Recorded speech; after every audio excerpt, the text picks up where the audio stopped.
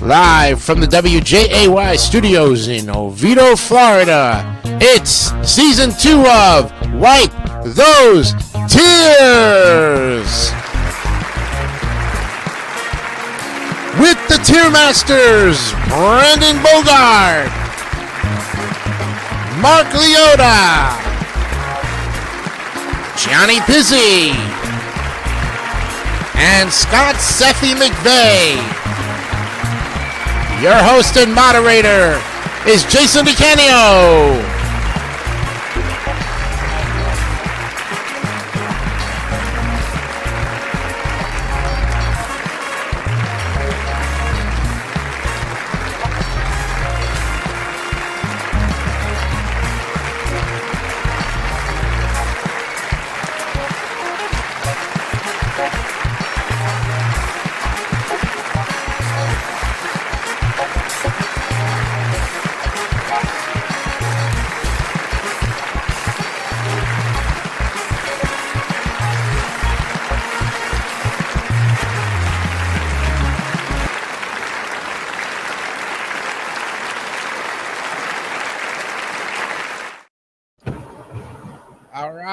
Okay, there we go. Hey, everybody, welcome.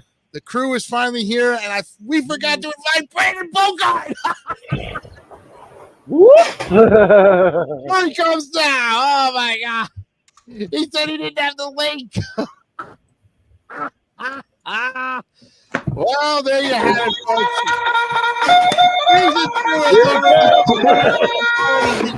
folks. We hit the blooper reel. Oh my God! Oh my God! Hello, everybody. Welcome to this edition of Wipe Those Tears. It's the season 2 premiere, episode 30, on this Wednesday, September 11th, 2024. Of course, I'm your host, Jason DeCanio. You met the guys via their pictures, and this is how we're going to start the show here. However, we have a surprise for you. And I'm not talking these guys. They know what's going on here, but nobody else does. And that's right. We're going to introduce the newest tier master to our group. He is going to be given a great opportunity. And in 2 weeks, if he proves himself worthy of it, he'll be part of the regular scheduled lineup. He's going to be part of it, but he'll be in the intro with a picture and everything. So we're going to have a total of 6 people playing, 5 tier masters, and a moderator. Should be fun. Ladies and gentlemen, without further ado, I'd like to introduce the newest tier master of the group. Ladies and gentlemen, here is Mr. Andrew Hocking.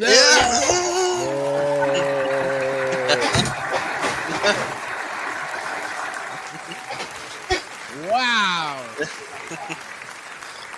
And you know what's gonna happen now?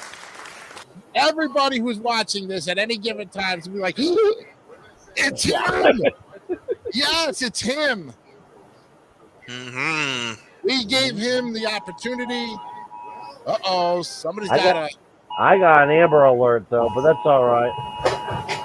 Well, I hope it's... it's just an Amber Alert. I thought it was one of those, like, silver No, alerts. not weather-related, no. Oh, okay. Well, anyways, Andrew Hocking, welcome to Wipe Those Tears. Thank you, Jason. Thank you. We hope that you will enjoy your time here. Give us some good reviews on the things that are going to be presented to you. And in this case, the NES games grace us with their presence, finishing with the letter M. Now, according to our statistician, Brandon Bogart, how many games have we reviewed before we went on summer hiatus? We have graded 329 games out of 710. Woo! 381 more to go. Oh, all right. Not even halfway through. Not even halfway through, but we are in the M's. Yes. Okay. Well, you saw the opening You saw the opening intro with the pictures and everything. The music is the same. The logos are all presented by Canva. Thank you, Canva, for helping me out with that. I was able to, we still have our background from last season. And that's stay, but then the overlay is going to change. The ending intro is great because we have our credits in there, minus of course Andrew Hocking, but he'll be in there. When that happens. We'll have to do a re-editing of the intro and outro. Okay, who's got the background noise? Who's watching the game show? Yeah, that's gonna be copyrighted. We don't need to have the game show in the background. All right. So, anyways, you saw that. Now we have a new thing I just introduced, and I think some of you are familiar with the way Brandon Scruggs uses this to pick the contestants. Well, what we're going to do is we're going to spin the wheel. As you know, we do who am I, what am I, where am I? We have those three, in our breaks and everything. But this time we're going to use what I like to call the wheel of spinning. Yes, this will decide which question of the week we will use in our half-hour breaks. I thought it would be great to randomize it.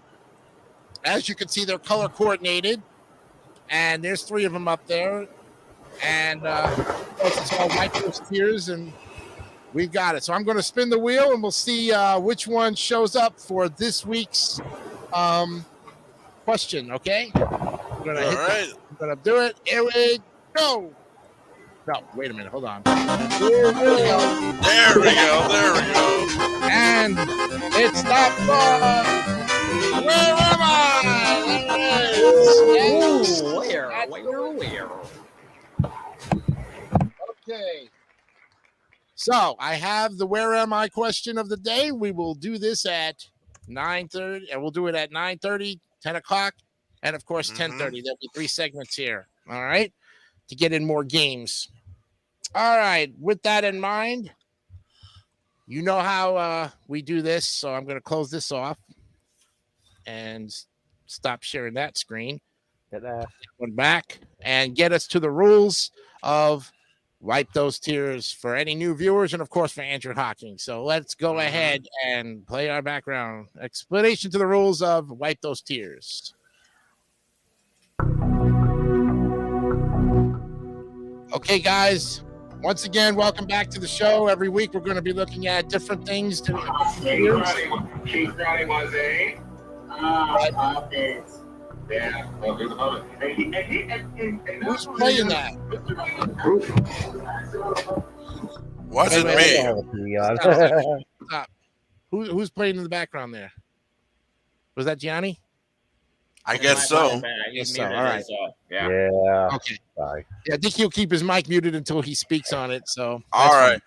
Okay. Continue. Take 2. Okay. As you know, our tier master tier thing here basically goes from 50 to 100, A, B, C, D, F, just like your report card. You'll be creating all of the NES games on cover art, playability, the whole 9 yards, okay? And you give a score between 50 and 100. And once you lock that score in, it cannot be changed. You'll average out 6, divided by 6, and give it an average score. Anything below 70 gets a buzzer, and anything below 60 gets a buzzer and a horn, okay? All right. So now, without further ado, I'm going to share the screen once again. Open up the board, and this time, here we go.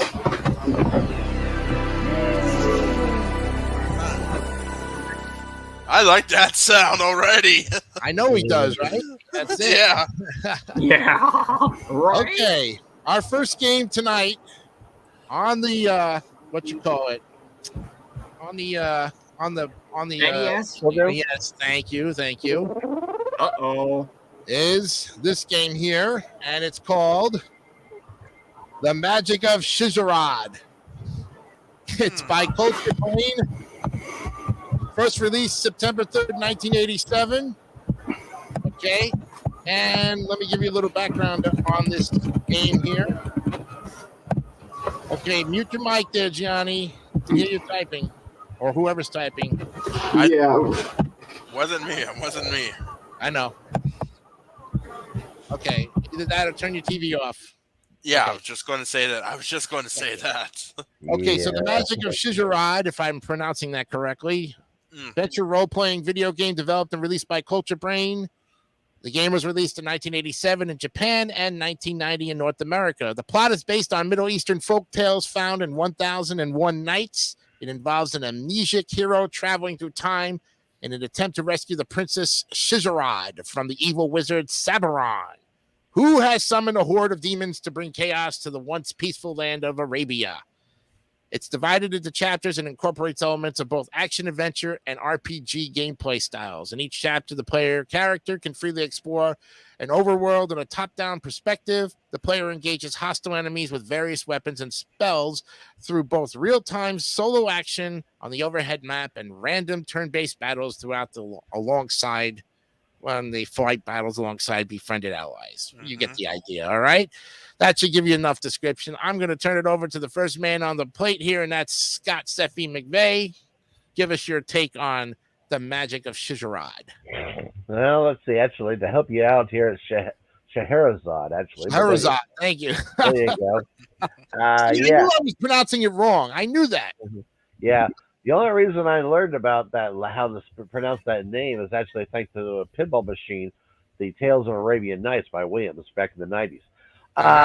Anyway, this looks like, from what I'm reading here, looks like it's a good hybrid of both turn-based and action role-playing game here. And it doesn't look too bad. The graphics look pretty good. I mean, it looks like it could have been kind of like what Star Tropics could have looked like as well, though. But I think it looks a little bit better than that there.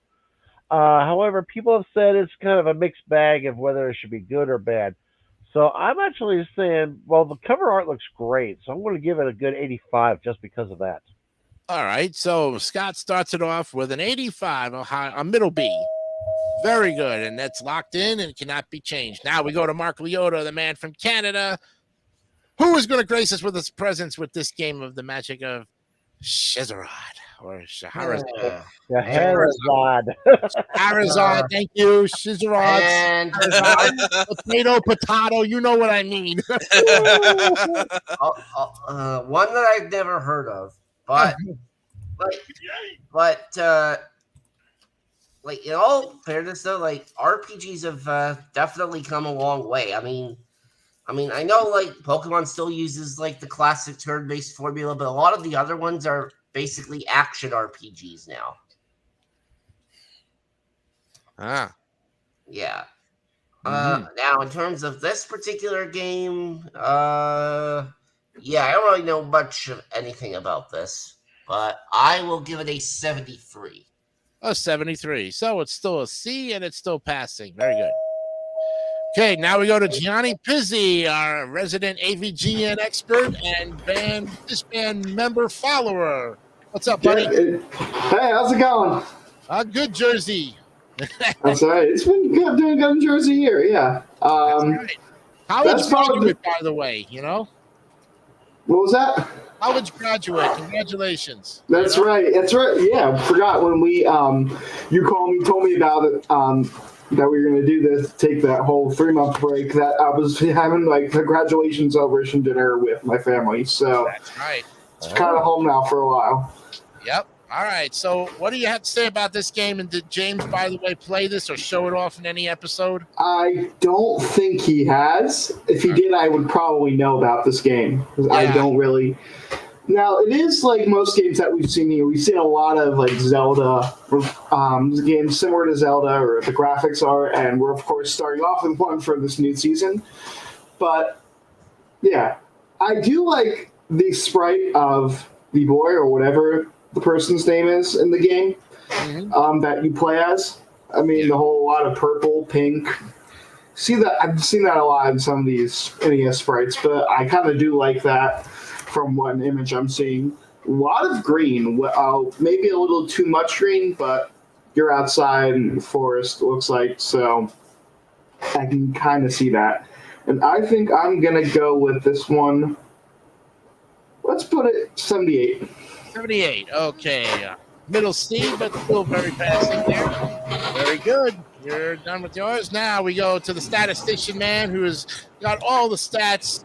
And he knows a lot about these games, too. Or maybe he does, but he does his research very well. Here's Brandon Bogart. I don't even play NES games, so I just judge this based on cover arts, both front and back. Yep. And on the front cover, that bat has got like the sharpest face. Jesus. Johnny, mute your mic, please. Okay. There we Thank go. you. There we go. Okay. All right. Now we There can we hear. got it. All right. Yeah, that bat has like the sharpest face I've ever seen on the front cover. Our main guy, while I do agree on the Zelda thing, it looks like he's got the headbands and the sweatbands on his arms. He's like working out or something. He does, right? And another image I'm looking at, it's like the Japanese dragon had 6 arms, and dare I say, he has boobs. Oh my! He kind of does. Yeah. Read every day Yeah, there we go.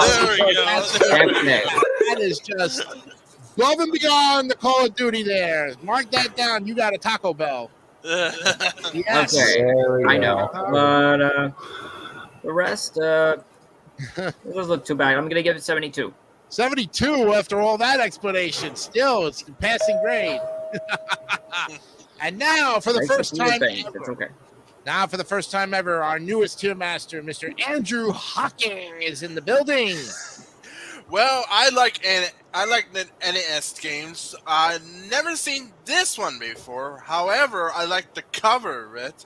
So for this, and I'm going to keep this grade. I'm not going to change it. So I'm going to give a big 79. 79. That's almost a high C in that case. Good job. Very good. All right. So now, I have never seen this game either, but I looked at the cover art as I was in the description, and I must say, very, very, what I like to call Highlanderish type with the swords and the dragons and, well, you know, the Arabian Nights. You gotta, if you like this kind of game at the role-playing type, you will. It's almost like Dungeons and Dragons. Of course, nothing compares to Dungeons and Dragons because it's in a league of its own. There's no comparison. And so they all try to copy these games, but cover art wise, it's what's giving me high vibes and bringing it into the 80s at least. That's what's saving this game right now. But I've never played it, but I bet you I'd have fun. And I bet you my other friends who like role-playing games would probably like it too. Cover art wise, that's all I'm basing it on. 84. There we go. All right. We've got our scores. There they are. They're locked in and cannot be changed at this time. Good luck. Let's see what the average is for divided by 6.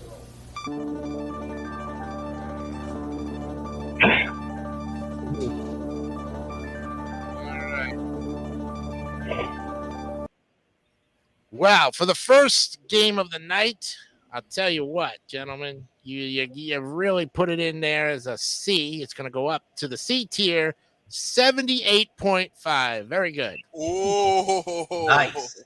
Puts it in there as a passing C. Very good. Nicely done on that first game of the new season. And that's how it's played, Andrew. You did great. All right, let's go to the next game on our list. And it is Magician. Oh, man. Let me give you a little bit of a rundown on this game here. Magician is by Eurocom and Taxon, or Taxion. Oh, no, it's Taxon, I guess, or Taxan. Taxan. Yeah. February 1991. And let me give you a little bit of a rundown on this here. It's a side-scrolling action role-playing game released by Nintendo. It was designed by Eurocom Entertainment Software. And according to the game's manual, an evil magician named Abaddon. What a name for a magician, you know? Mm-hmm. He was able to use his power to summon groups of evil beasts and then built a castle for himself. He then sent out his followers to rid the peace-loving land of Merlewood of its most powerful wizards, a task that was accomplished with ease. And while this was going on, a young man named Paul, an apprentice magician who lives in the land of Serena, is preparing to go on a quest to travel across the land to learn all of the secrets from the ancient masters. However, he hears of the purging of wizards by Abaddon and instead sets out as the last wizard alive to defeat Abaddon. Okay, with that in mind, we start now with Mark Leota. Okay. Well, this is another one I've also never heard of. Although, if it has Magician in the title, then it's, I'd say it's bound to be about halfway decent. 80. 80. All right, a low B, but it's still a decent grade there. For something you haven't played, that's pretty good. It was the cover art that kind of drew you with all that pink. Maybe. Although the air pink is not my color. Yeah, that's true. All right, Mark, thanks for your score on that one. Now we go to Gianni. And what do you got to say about Magician? Mic on, please. Here we go. Here we go with the technical difficulties. He had that situation.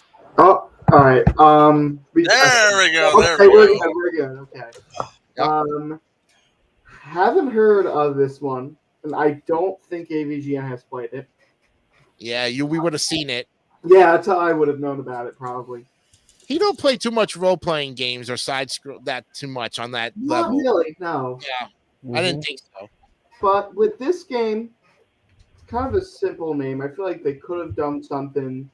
I don't know. Abaddon the Magician, I think, would have been a better title. I think. Yeah, then it would have been up in the A's instead of the M's, and we would have That probably. is true, but I feel like, yeah. I think so. I think you're right about Magician that. is really. I'm not a big fan of it for a game like this. Probably not. Like the title, just Magician for it. I'm just gonna say. But the cover art, let me tell you, fair. I'm not a big fan of it either. I mean, all it is really a little too much pink and purple. Yeah. Pretty much basic. You do see some of the lightning, so you can kind of see some of the magic, but you're not really seeing much. You're not really seeing much else. At least I'm not. So based on that, I do. Okay, I do like the logo though. That is cool. Yeah. So I'm gonna keep it in the B tier for that, but a little low. I'm gonna do 82. 82. Oh, you two upped, Mark. Oh no, yeah, on that one. There you go. You get a 2 up on that. And courtesy of Mario, Mark, we put that one in there for you. I appreciate it. There you go. So now you got a little Mario and a little Sonic, you know. But 82 for Gianni, and now we go to Brandon Bogard with Magician.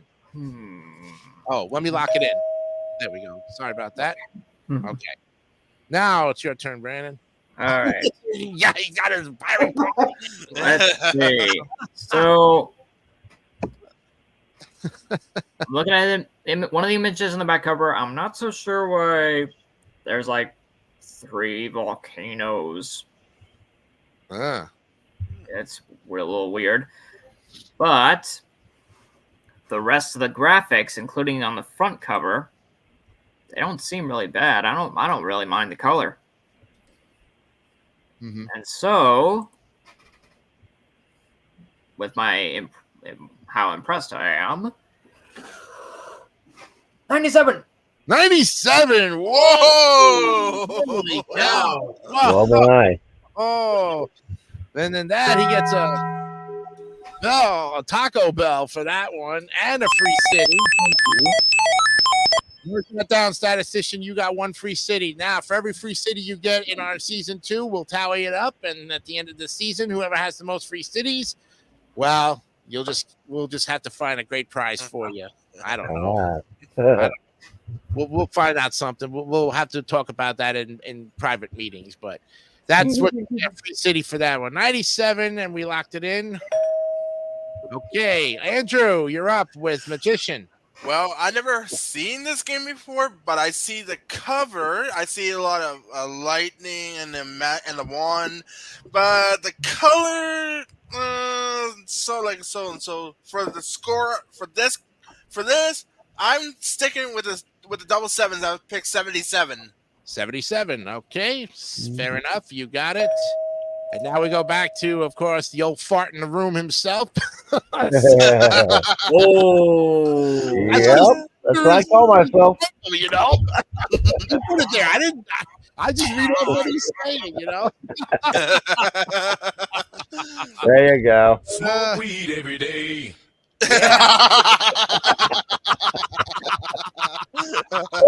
Oh boy! Smoke weed every day. You know, Brandon gets the Taco Bells. I get to smoke weed every day, and I don't even smoke weed. You know. Period. Yeah, right. All right, Scott. Let's give you. Yeah, there it is. Thank you. What is the of this new season? Okay, Steffi, what do you got for us for Magician? Okay, I'm reading about this on Wikipedia as we're speaking here, and it's got some interesting things. First of all, the fact that you actually are keeping an eye on health. You're also keeping an eye on your food and water levels so you don't get starving or thirsty. Though, you actually have to. You can actually remember spells. You can actually, if you want to pay for, actually write down the spell so you remember it all the time. That's not so bad. The only thing that sucks is this, and I read this here on the bottom as this bottom statement. It uses a battery backup save system, which allows the players to save their game. However, it only allows the player to save a maximum of 15 times. Wow. Yeah, and that tells you right now you had better be able to put in some time in this, and if you're a person who wants to save all the time, you're going to have a problem with this. Also, looking at that cover art, very plain looking. I like the lightning, but well, it's a half and half. I'll just give it right down the center of where we should go at 75. 75. Okay. Oh. Yeah. Well, Scott's got this theory about if I can't give it anything higher, I'll give it a medium 75. I remember you were doing that for almost every game that we had a series of, and you just a lot of he got a 75 in the series because he couldn't really give anything high, and he sure as heck didn't want to give anything low, so he kind of based it right in the middle C. Yeah. Fair enough. Okay, now based on what I've seen of this game, just reading it and looking at it, I cannot, for the love of God. It's too much pink. Too much. Now, the gameplay, I bet, I've never played it before, but I would think in this case, side-scrolling probably has some kind of a, I would think would have a good gameplay in it. But I just do not like the cover art. I think way too much pink. The artist really had so much fun with this pink, and then he just kind of blended it in to darken it to purple, and I have to say I have to give this a D on it. I'm going to give it a 65 and D it. Yeah.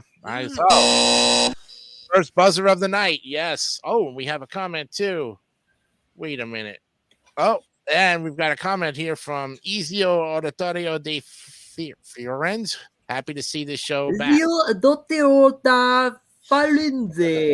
Who is that? I don't know. Well, welcome to the program. Thanks if I'm pronouncing that right. If I'm not, then screw me. We apologize if we massacred your name there, but welcome to the show, and I hope you enjoy it. All right, so I gave it 65 and a big F, and we're going to divide this by 6 and get the average score right now. That was our first buzzer of the season, by the way. Yeah, right. It came from me. Well, you guys, even with my low score in the buzzer, it didn't matter. It's actually going in the C tier. That is 2 C's in a row. Wow. Cool. 79.3. Whoa! Just short of being a B. Just short of it. That's right. Yes. Okay. All right. Okay.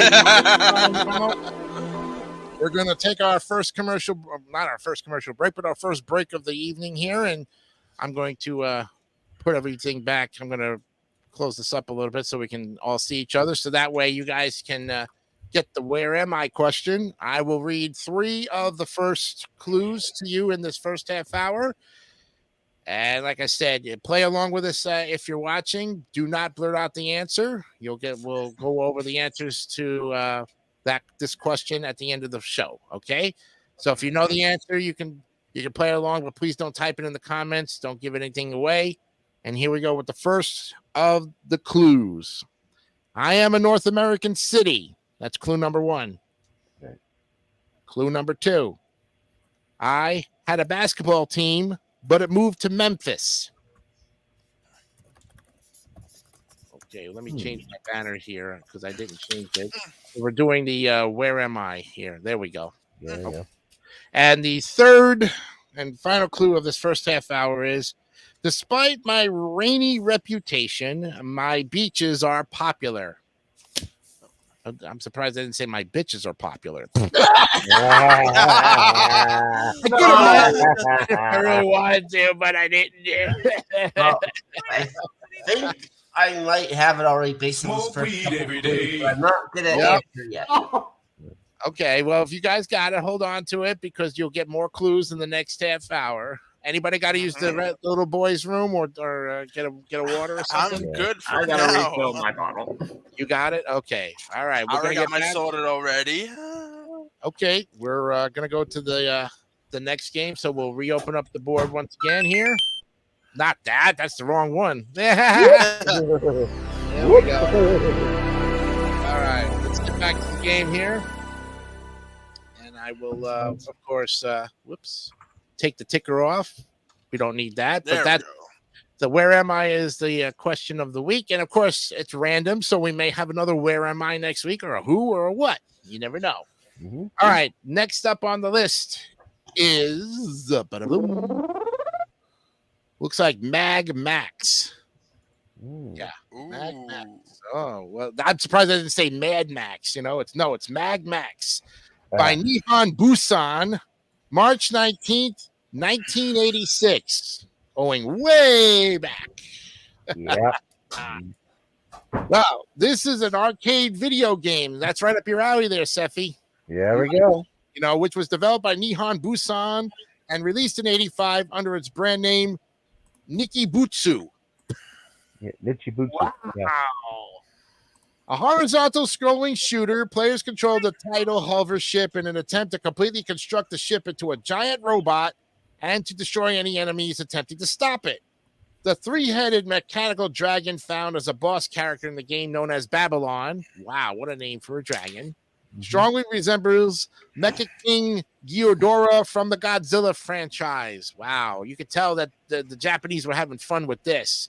Yeah. Then that's all I got for it. Yeah. All right. So this time we'll start, of course, with AVGN expert Gianni Pizzi with Mag Max. Yeah, I have never heard of this game, despite being a very popular arcade game. But I'm looking at it right now. All right, there we go. I'm looking at it. A lot of it, as I mentioned with one of the previous games, looked like Zelda. This is kind of similar to a Metroid clone. Or even Gunnak, too, with that. Yeah. Oh, yeah, that's true. But Gunnak was more of a horizontal scrolling. This is vertical. Yeah. Yeah. Like I see Yeah. some of the logo on the title screen looks a lot like it. Some of the enemies, some of the gameplay. But I kind of do like it. And the cover art, I gotta say, is pretty cool. I do like that. Minus the big purple background. What's inside of that, I do like. Mm-hmm. So like looks like a stormtrooper fighting the dragon. Like this is what you see in the game. This is what it may not look exactly like it, but it is very similar to it. Uh-huh. And I'm gonna give this. Yeah, let's put it in the A tier. 91. 91. Oh, there you go. We'll give him a Taco Bell for that one there, please. Thank you. We'll give him a Taco Bell and lock it in. Very good, Gianni. 91. You know, I was going to say before, it's like besides scrolling games have some of the weirdest things. If we put a Konami cover on it, I think you probably would have given it 100, right? Yeah. We all know about Konami covers with their silver backgrounds. Those are the ones that really give you some fantastic scores. Nice going there, Gianni. 91 to start off. Now to our statistician, Brandon Bogard with Mag Max. Or as I like to call it, Star Wars BC. Smoke weed every day. So, I'm telling you. Oh, brother. So on the front cover, I do like the Star Command looking like on the top right. cylinder, or whatever the heck that is that you flip as a toy. Dragons, metal pterodactyls.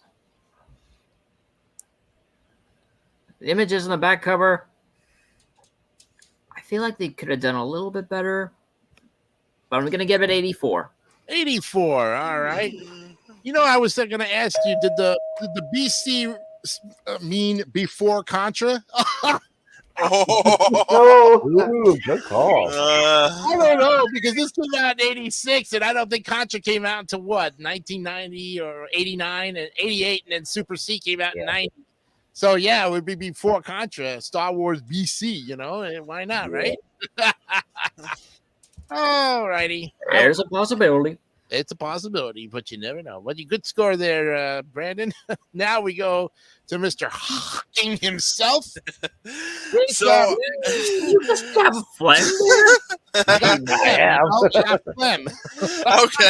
Okay. So for this, anyways, as I'm trying to say, I haven't seen this. I've been like, this game's been, I was almost 4 years old when this game came out. So I like the cover, like the space theme, but the only thing that it has is the color. It's the color of the cover. Is the purplish pink one that really doesn't like that. It should have been in a different color. The Konami colors. Yes. For the rest, it's still good. So I'm gonna give this. I'm going to keep it in the A column, and I'm going to go with 95. Whoa, 95. Hello. There you go. There you go. Give him a Taco Bell. There you go. I think if you give it an A, you get a Taco Bell for that. Yeah. 90 gets Taco Bell, and anything under 70 is it a smoke weed every day. I'm going to go with it too. You know? Okay, so we've got rules established here. We're making it up as we go. This were never scripted. You know. Okay, Scott McVeigh, you are up with Magmax, the arcade game. Yeah, that's actually kind of interesting, though. Is this one of those interesting little things here? Taking a quick look at the videos and all that there. There's points where it looks like it's a side scroller, sometimes where you're walking around blasting stuff on the ground. It's actually a pretty cool looking game and all that there as well. And as a little fun fact, did you know this actually is now a part of the Arcade Archive series as well?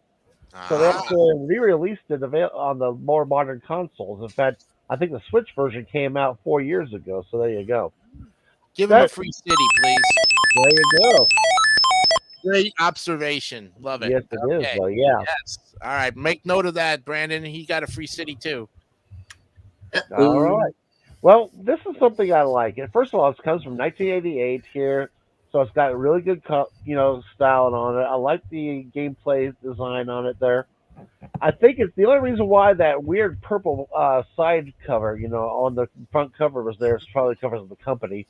Yeah. But you're right. If it was nice and gray or even black, it would have just popped out. There's almost black in it already, so too much black. I think the Konami colors, like we all can agree on, Scott. Probably, yeah. Or even white on the outside. I don't know. Too much white. It's outer space, man. That's true, though, yeah. But anyway, I will actually go even better than Andrew here this one. I'm going to go 96. He went up some. Oh my god! 96, and he won up some. Oh my god! And it's having fun, Andrew. Yeah. You know what it's like to be humiliated by your own seniority. Now listen, this is the rookie guy in the building here, and the old fart's already taking jabs at him. Hey, I got no problems with that. That's all good, man. It's all fun. But hey, great score there, Scott. 96, you won up on push to get the Taco Bell. I cheers to that. I cheers to you, Scott. I cheers to you. There you go. Now we have to hear from the Mario expert who is waiting for his turn. Mr. Leota, what do you got to say about Magmax? Well, all I gotta say is the cover art definitely looks pretty nice. A lot of action there. A lot of good things going on in there. Mm-hmm. Which deserves my first time grade of the night and first time grade of the season, 93. Ooh. Oh, so he gets a Taco Bell as well too. I'm telling you, I'm gonna have to move the sound effect up to the upper tiers here a little bit because I'm scrolling down to get it. 93 goes into the books. Very good. Now I'm gonna have to actually move this one up a little bit here to yeah, that's a good spot. So I have access to it. Same thing with the smoke weed every day. Okay, so we got all you guys now. Enzo, that's gonna be a lot tough to say with a straight face. Yeah. Every day. I mean, I saw that. I was like, man, what kind of, never mind. Mag Max. Let me say this much. I've never seen the game, never played it, but I guarantee you if I did play it, I would have fun because I love space shooting games because I'm a big Cosmic Avenger fan of ColecoVision. So definitely, if I started playing this, dang nabbit, man, I know I'm going to have fun with it and probably waste $10 worth of quarters or free play if they had it in Arcade Monsters. I wish they would have this game. I would even request it. The only thing that's denying me anything from 100 is that stupid purple back cover. Like I said, Konami colors, we all can agree on it. Yes, yes, yes. But like you said, the company is trying to distinguish itself from being different. I can understand that. The whole gameplay looks fantastic. I love outer space games. 99. Yeah. Oh! Yes. The only thing that did not get me to the 100 was the damn pink. I'm telling you. That was the saving grace that's prevented it from being a perfect score. Yeah. We gave it a lot of high 90s, high A's. I don't doubt for 1 second that it's not going to be in the A tier. Let's take a look at divided by 6. Here we go. Average wise coming up. Oh yeah. I think we're definitely got our 8. Oh yeah. You guys got it made now. But you Mag Max going. It could go all the way, and it does go all the way. Here, 93. You got it. 93,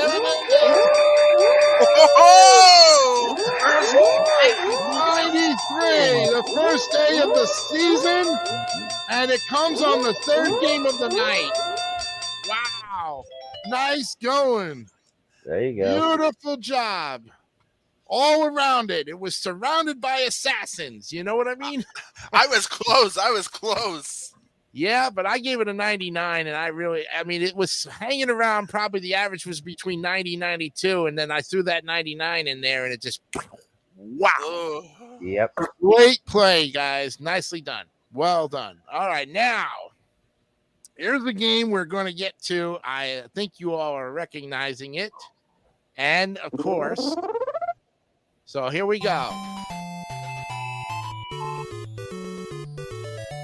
There it is. Major League Baseball is in the house, and we've got the music for you.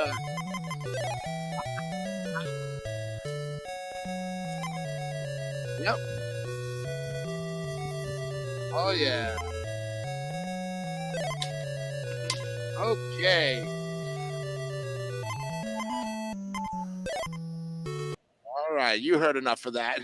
Oh yeah. The classic Major League Baseball with the great cover on there with the MLB logo from 1988, April 1988. Atlas and Gianni LJN is in the house. Oh no, here we go. First week, we're starting off with LJN. Yeah. Yeah. You know it when you see it, right? It's like, yeah, you knew it was coming. Well, I just noticed the rainbow now. Yep. Well, it's a sports video game, as you probably know, for NES. It is notable for being one of the first video games licensed by MLB, although it was not endorsed by the MLB Players Association. Without the backing of the Players Association, the game could not name the actual players. That's why you see all their numbers, but never their names. And although it was able to use their numbers, right, thus accurately portraying the contemporary teams and their rosters. In doing so, it became the first baseball game for the Nintendo Entertainment System to carry official MLB licensing and lineups.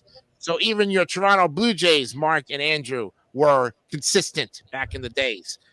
It was developed by Atlas, published by the ever-popular LJN, a bane of James' existence. It features many facets of realistic gameplay and a focus on managerial details, which stress the importance of choosing a well-balanced team. And despite its graphical limitations, it was considered a three-dimensional game at the time, was featured in the first issue of Nintendo Power, for all those who had the magazine. I never had a copy, nor a subscription. As compared to the other systems' baseball games of the era. Yes. So, with all that said, you guys, it's a baseball game. I don't have to tell you how to play it. You know it. But you got to look at the cover and really give it something here. So let's go ahead and start off with our statistician, Brandon Bogard. Give us a lowdown on MLB baseball.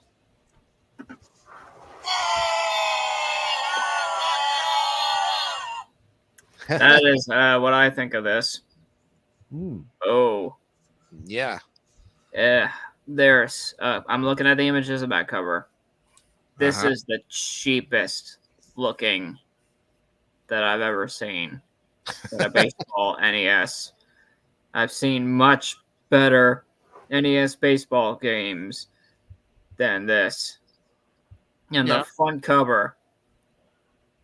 What did they do to the players' faces? I can't tell if one of them even has a mustache. Nope. They couldn't be very detailed because of the fact of the licensing. That's why they had to be they had to make like neutral, they could only base them on their numbers, not their names, not their identity, not like MLB 2000K where you actually see the logo of their uniform and all that on their back of their jersey. You know what I'm talking about. Yep. Yep. Well, still, this is crap. 58. Oh! Is it a buzzer? Smoke weed every day. Two buzzers tonight. And a horn for that matter. That's a horn, yeah. Horn. One horn for it. 58. That is a total F. And that's the first F of the season, too, by the way. I think so, yeah. Given by Brandon Bogard. Now we go to Mr. Flem himself. Andrew Hawking. I love saying that. Okay, so the cover of the Major League Baseball on this game, I don't know why you give a failing grade, Brandon. I don't know why. His opinion. I don't know why. But I like the cover. I like the cover. Yeah. So I'm gonna give it a straight on number already. I give you a straight on number and not gonna change. So I'm a huge baseball fan. I'm gonna go with a big 98. Whoa, 98, and he Taco Bell's in. And it's locked in. 98. There you have it. Wow. What a difference of opinion. But again, that's the name of the game here, folks. This is a game of who, what you see is what you get. We're basing it on the covers, the cover arts. Whether you played it or not, and I played it, but I'll talk to you about that in a little bit. Now we go to the man, the old fart of the team here, who is still having fun with his kitty every other day. Sometimes. Ray. Yeah, pretty much. Well, I don't know if you mentioned this in your description there, Jason, but this is actually helped developed by the company known as Atlas.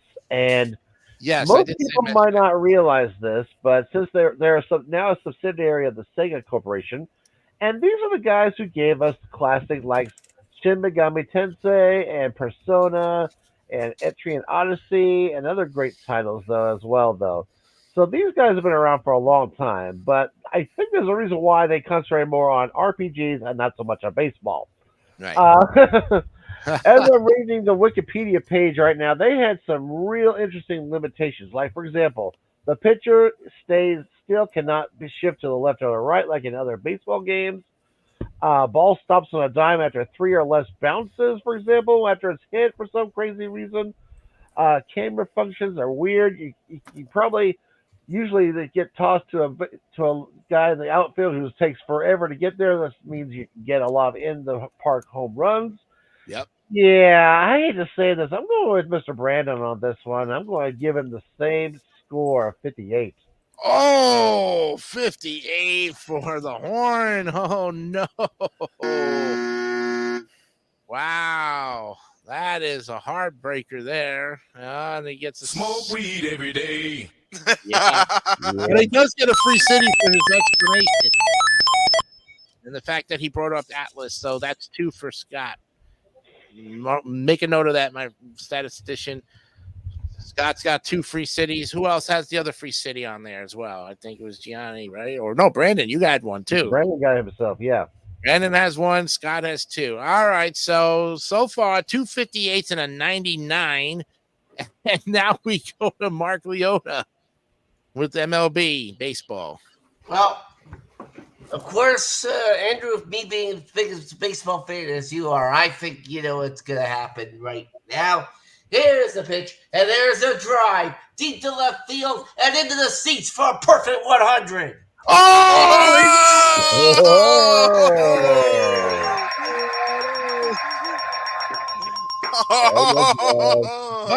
he gets that. He gets Taco Bell, and bam, he puts it home with 100. Look out. Ho, ho, ho.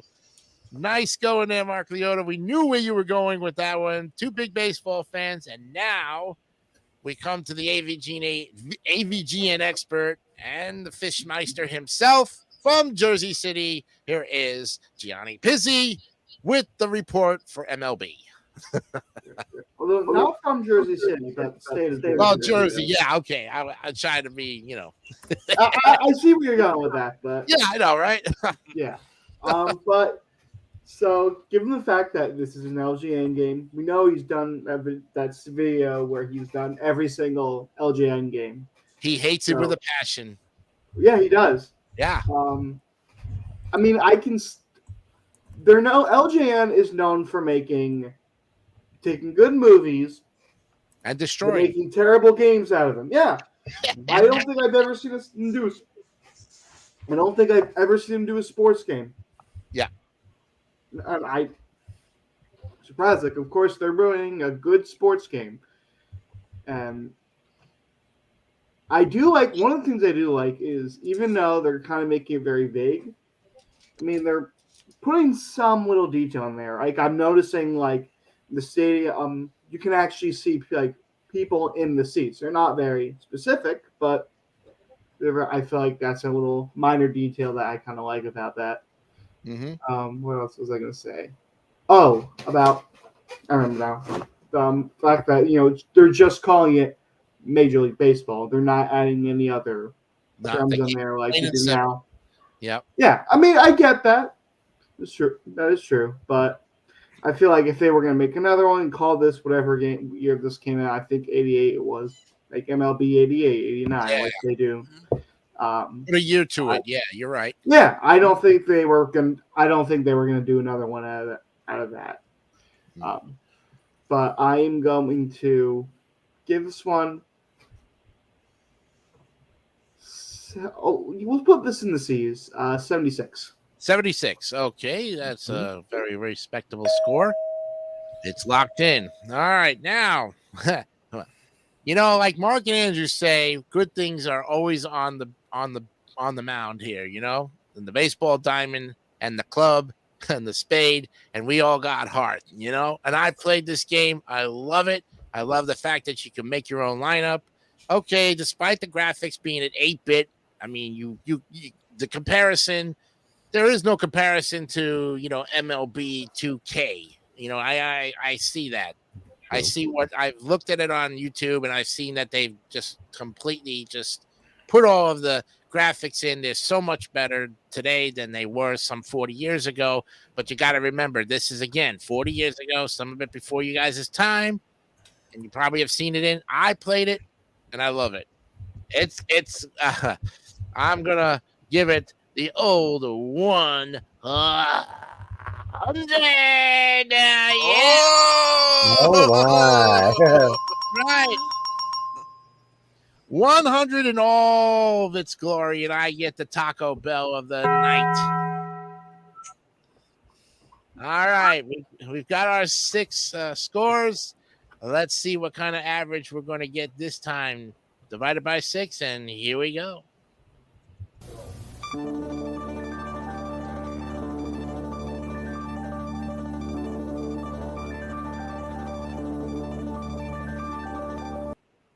Okay, unfortunately, we are not going to get an A out of this one, guys. But I know it's tough. Yeah. But it's actually going to go past the C's to the B's. Yep. Wow. 81.66 because we've had 2 low scores in there. So that really hurt us. First B of the season. Yep, the first B of the season. So, but I mean, we've gotten some really good perfect hundreds in there as well. So you can't really complain. I'm telling you, these games have mixed ratings between the 5 and 6 of us. So you can understand where we're coming from on it. Okay. It's again 4 minutes to 10 o'clock here. We're in the second, coming into the second. We're coming to the end of the first hour already. We're fast, but hey, we're having fun here on our first show of the new season. Are you guys having fun or what? Oh yeah. It's been great to be back doing this. I missed this. Yeah. Well, we got to bring other people to watch. There's only 2 people watching us at this time of the season premiere. I don't know. I gave so much information as to when we were coming in and coming back. So. All right. So 3 more clues to Where Am I? Get ready. So, and again, if you want to play along with us, you are more than welcome to. And here we go with the next clue. All right. Downtown, I have 1,000-acre park. Okay. And clue number 5 is people like to bike my seawall. Clue number 6. In the summertime, no, that's sorry.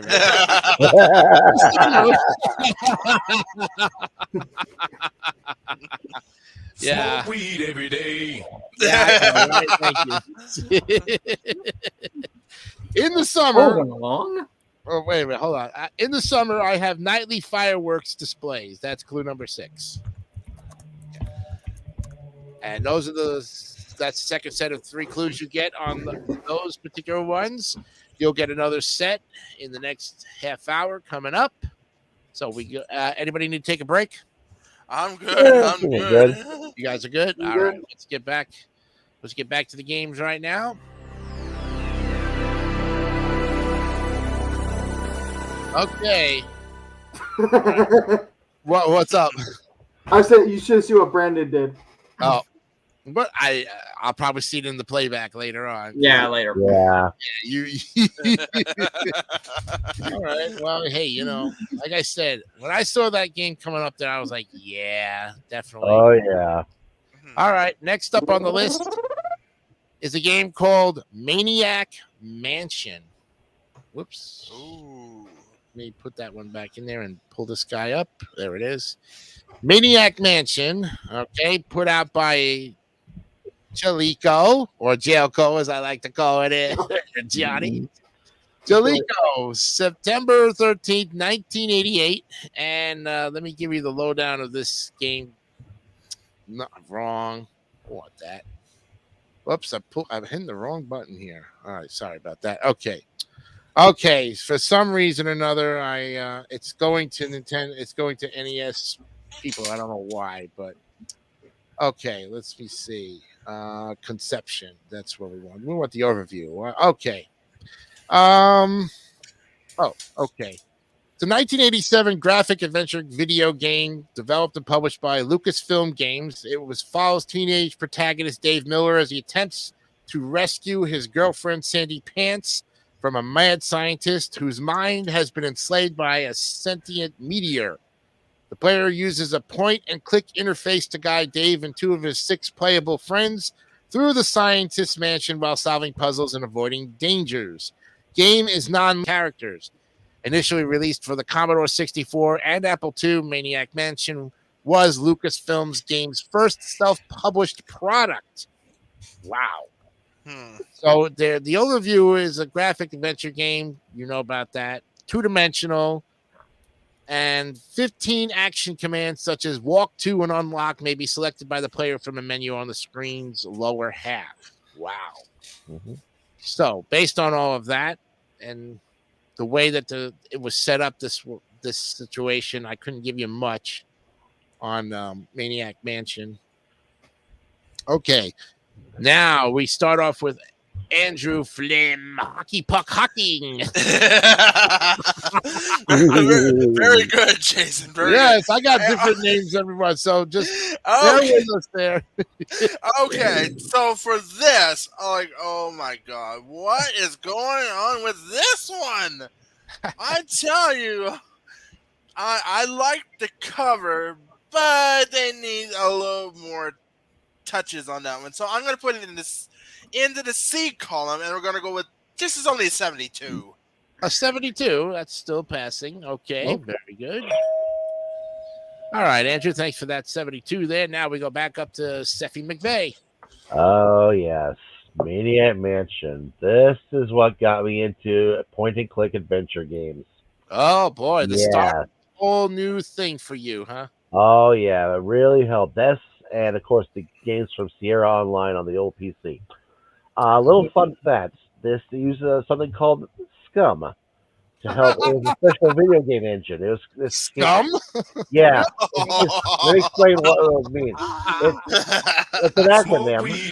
I know, but I mean, the way it sounds like this has scum in it, really? Yeah. Well, let me explain. It's an acronym, actually. Yeah, I know. I was thinking, but boy, that was funny the way you just said this has scum in it. Yeah. Well, that means script creation utility for Maniac Mansion. Uh-huh. And this is the type of interface they use for several other games afterwards, including Zack McCracken and the Alien Mindbenders, the Indiana Jones Last Crusade adventure game, and other great, titles that came out from LucasArts as well, though. I loved this game. I loved also he brought out a sequel to this, though, which is called Day of the Tentacle. And if you really need to play that one, that's really cool. You know what? There's only one thing that would keep me from giving this a perfect score because I just love it that much. That Jailco for the NES had to censor out a specific little action that you could do in the actual computer game itself. I'm not going to mention too much about it, but all I can say is it involves a hamster and a microwave. Hamster and microwave, okay. So I'm going to have to give this as best I can without getting to a full perfect 99. Oh!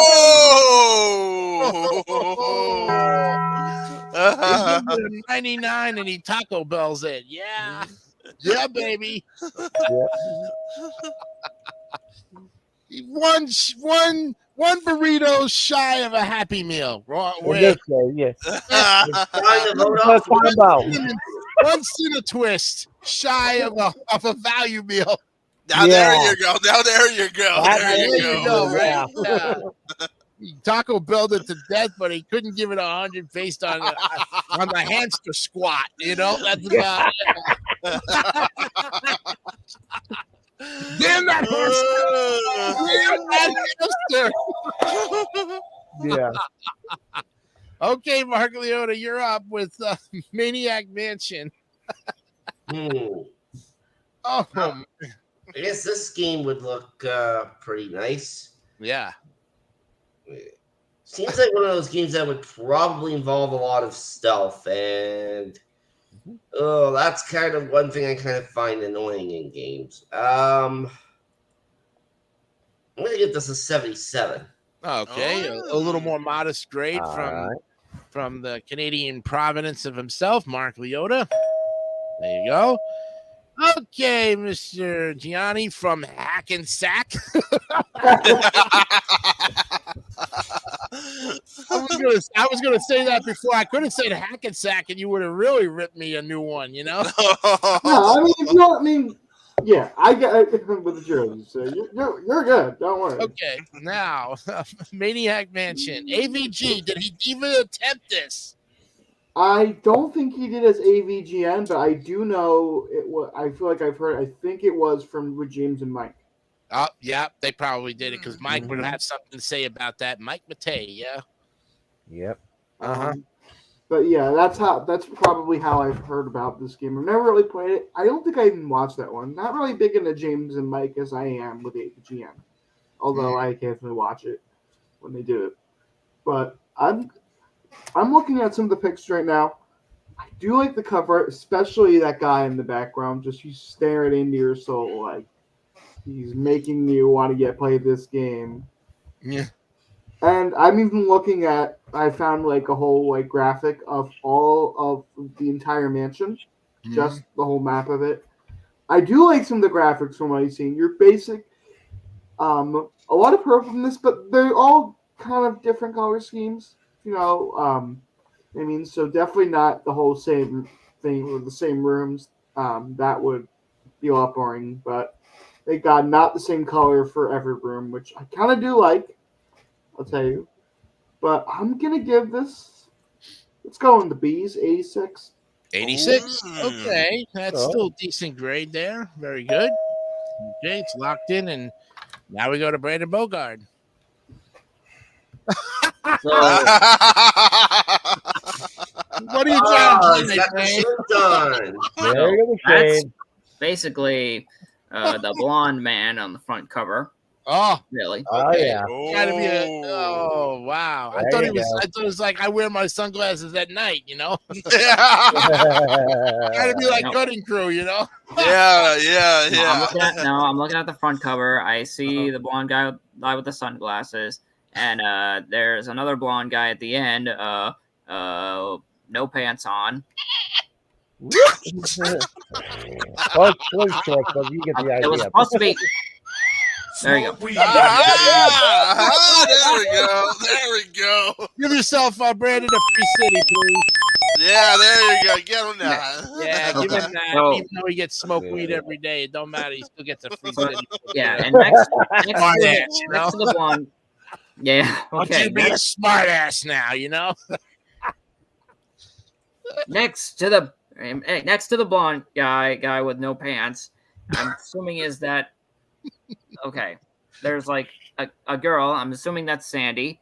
Uh-huh. That's the other girl she's rescuing. Sandy Pants, you know, that's her name, yeah. Sandy Pants, what a name. Actually, I'll have to give you an idea. That actually is the rock and roll girl. It's actually not Sandy, but that's the one that partially involves what I mentioned with the hamster in the microwave. Yeah. Okay. On all seriousness, Now we know there's an established connection. Thank you very much for clearing that up because I don't think anybody would have gotten it, even if in the playback later on. So give him a free city, please. Correct that. And also Smoke too. weed every day. You know, Oh, brother. okay. Okay. So I like the front cover. It definitely represents the name. The images on the back cover do not. It seems a lot lighter. Yeah. Than it should be. I'm gonna give this an 88. Oh. First of all, I think somebody gave it an 86, right? So that's a 2-up. I believe Right? I did. I don't. Might have been 86. I think so. So That's 2-up. Yep. And 2-up for that. Very good. And it's locked in. All right. So we got all those. All you guys are scores. Now we come to me. Yeah. But all I got to say about it is she's a maniac. There you go. And she's in a mansion doing a hamster. You know what that reminds me of? The cast of Scooby Doo on the cover. Ah, yes. Oh yes. yeah, Yes. a little bit, yeah. It's the gang. It's the mystery gang. You know. Mhm. Yeah. Yeah. I'm telling you. That's It's all. just, where's Scooby? You know, there was a game back in 1979 called Maniac, and I think they did a review on it. And it was kind of one of those weird ass games where you had to kind of like know tones and everything. Even Scott, I think, would understand this game. It was a black kind of a 4-player game with Maniac bars on it. And you turned it on, it had H's on it, and you had to hit tones and everything, and it had different games. Came out in 79. I was only 2 years old. My aunt had it, and I thought it was the most freakiest thing I ever saw in my life. And somebody did it back in. I don't think I've ever seen that exact one though. But yeah, look it up, friends. The game does exist. It's one of those games like the handhelds that you play, but you put it on the table, and 4 people up to 4 people can play it. It's all right. It's all based on hearing tones and timing. Cool. Really, like Now you know what they were doing. Weed every day. Sure. Yeah. See, I given myself a free on that one because I can relate to that. There you go. I was born in 77. God knows I wasn't smoking it. Oh God! Oh God! I wasn't even born when this game come out. I wasn't even. That makes 2 of you then. Cover art. I mean, yeah. This is just oozing machismo. It's like Razor Ramon versus Diesel versus Kurt Angle, and every damn wrestler on there could be on the cover, and they could call it WrestleMania Edition, you know? And they can turn it into a wrestling game with all the drama they have on it. I'm actually going to give this 70 and just barely pass it, you know? That's 70, yeah. But it's still a C in the passing, but it just lacks everything because I've never seen the game until I read it off this time, and well, you know. I can't wait for this average. I can't wait for this average. You can't wait for this average. God knows you can't wait. Even if you give a cup of coffee for it. You know what I mean? The average is divided by 6. Here we go. Oh boy! Wow! Oh, this is gonna be good. This is gonna be good. Sure is. You know, Obi. Well, Andrew, what did you think you got? I have 72. Well, that's a good guess, but actually, it gets 10 more than what you thought it was. It's actually 82. It goes in the B tier at 82. Yeah.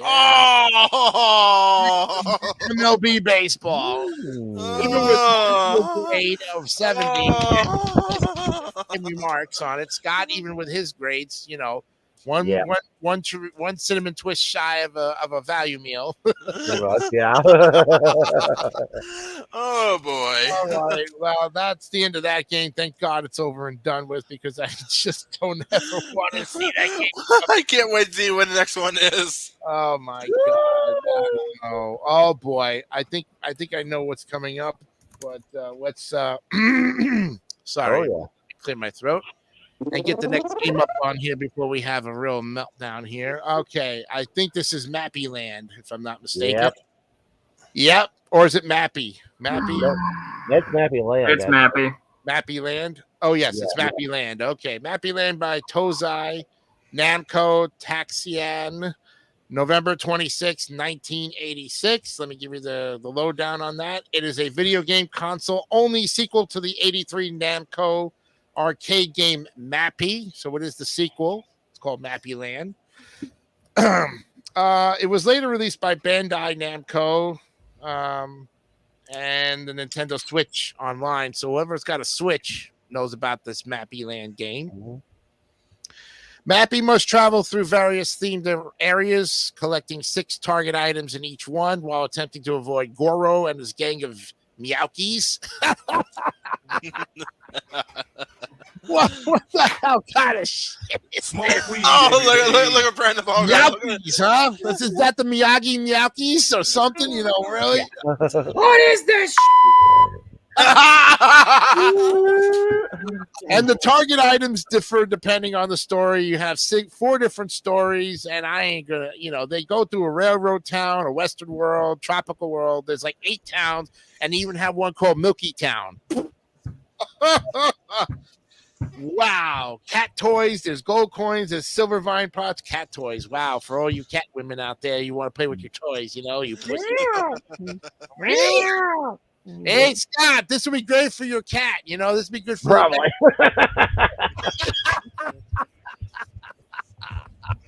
She'd have a ball with this one. She'd look at the screen and start pawing at it, Knowing her, she probably would, yeah. It's funny.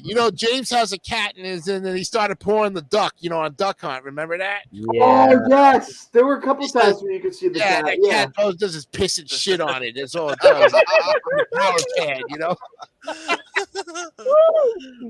Okay, enough of that description, god-awful description there. We start at the top of the order again, the top of the lineup with the old fart himself, Scott McVeigh.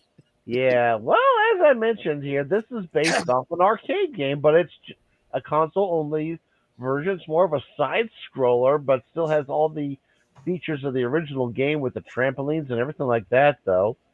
And I did actually watch a full playthrough of this on YouTube several months ago. Uh-huh. And believe it or not, it's kind of like where each of these stories are actually trying to get to another member of the family here, of Mappy's family that way, though, from wife to kids and probably a few other characters like that as well, though. So it's kind of a cute little story, though. It does get a little tougher as you go along, but I do love the fact that, you can collect stuff and all that.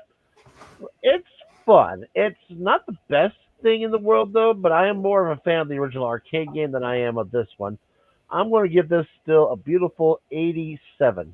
87, a high B for the man who knows about arcade games and console games and everything else. We're deeming you the arcade man of it all there, Scott.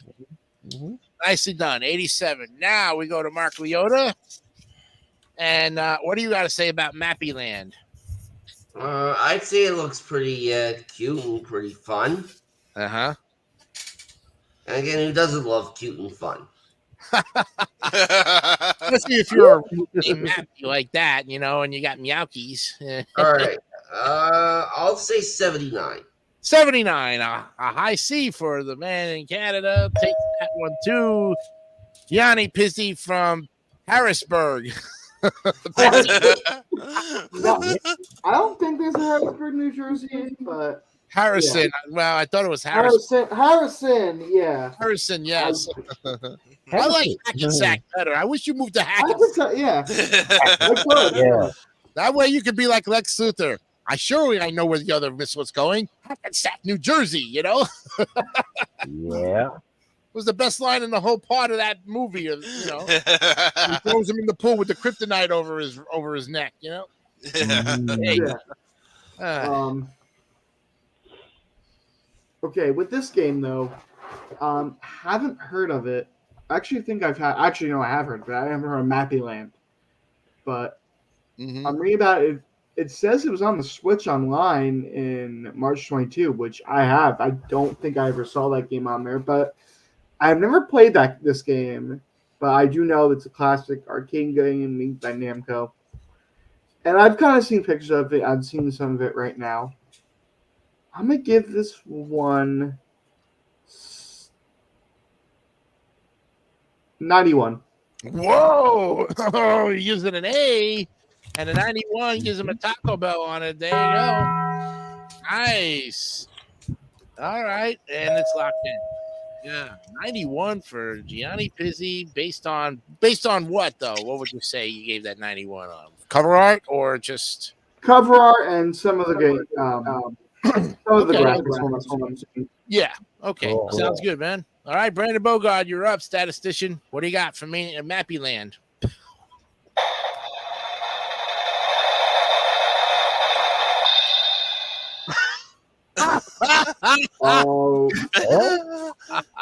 Smoke weed every day. Oh, Jesus Christ. The drum man plays. What the hell is that? What the hell's on the screen? That's my score. Oh, I can't see it. A 50. Oh, Oh, the lowest possible. Damn. Ouch. There is so much wrong with this.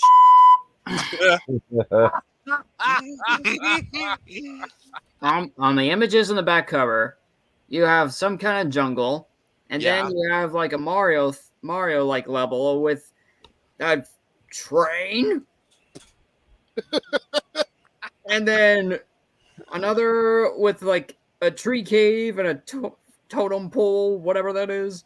And on the front cover, we have the orange cat on the top right. I'm guessing he's trying to tap without his tap shoes.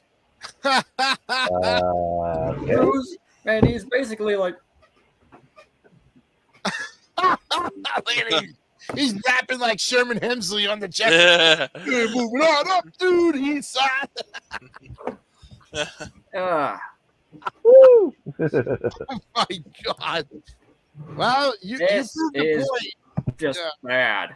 You just proved the point that you don't have to say much to explain yourself. 50 right there. He puts it right on the screen. Oh my goodness. Well, you got the buzzer. It's locked in already. You can't change it. And you can take I don't want to. Well, I know you're not wanting to. You can take your score off because we want to see your face. There you go. Thank you. Okay, Mr. Hockey Puck, you're up. All right, so I like the cover, and in the background they have palm trees, a train. I love the cover, and Jason, get the 2 up sound ready because I said 93. Oh, there it is, Taco Bell. Hey, hello. Well, hey, man, what a difference of opinion, man, between the two guys. But that's the way the Tier Masters are, and that's why they are called the Tier Masters, because they have the things to look at it. They've been deemed it. Andrew is proving himself as a very good Tier Master. I think in just 4 or 5 games. Here. Okay, now Mappy Land. I thought when I saw Mappy Land, I thought it was McDonald's. Mappy, I don't think so. Imagine if one makes me happy about this. McDonald's characters, because there's an MC Kids game, but when you think of Mappy Land, you think of McDonald's and you think of the Happy Meal and all that other stuff. And Grimace is running around like a total twat,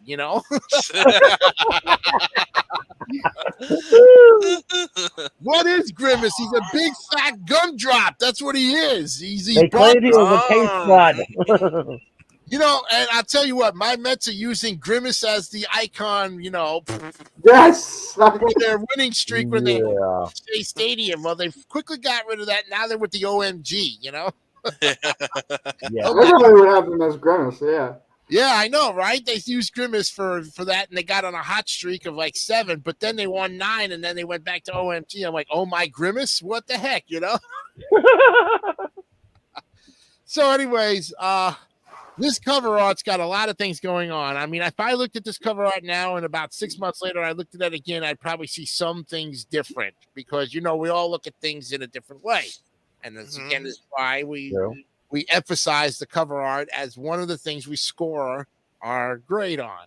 And the cover art has it's very cartoonish. I can tell you that. And I think that's why they were trying to deem it to a certain age group.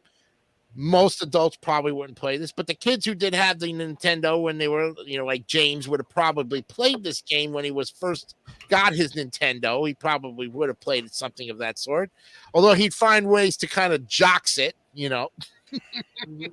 given the yes, there is that very early footage of him playing that NES. Oh yeah, definitely, yeah. So in this situation, I've never played the game, so I really can't, base a grade on playability. But I can say that this is just very cartoonish.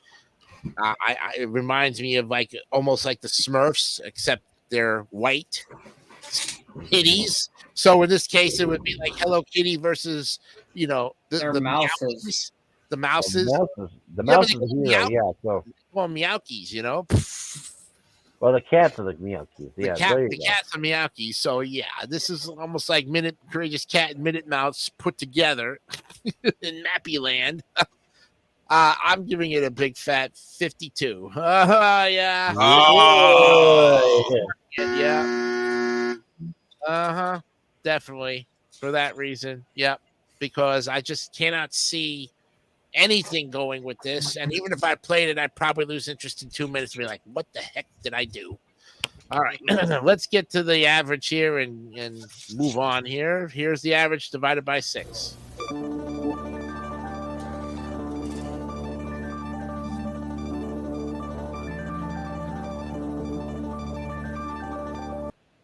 So even with the 2 Fs that me and Brandon had given it, and everybody else gave it higher marks than that, it averages out to a 75.3.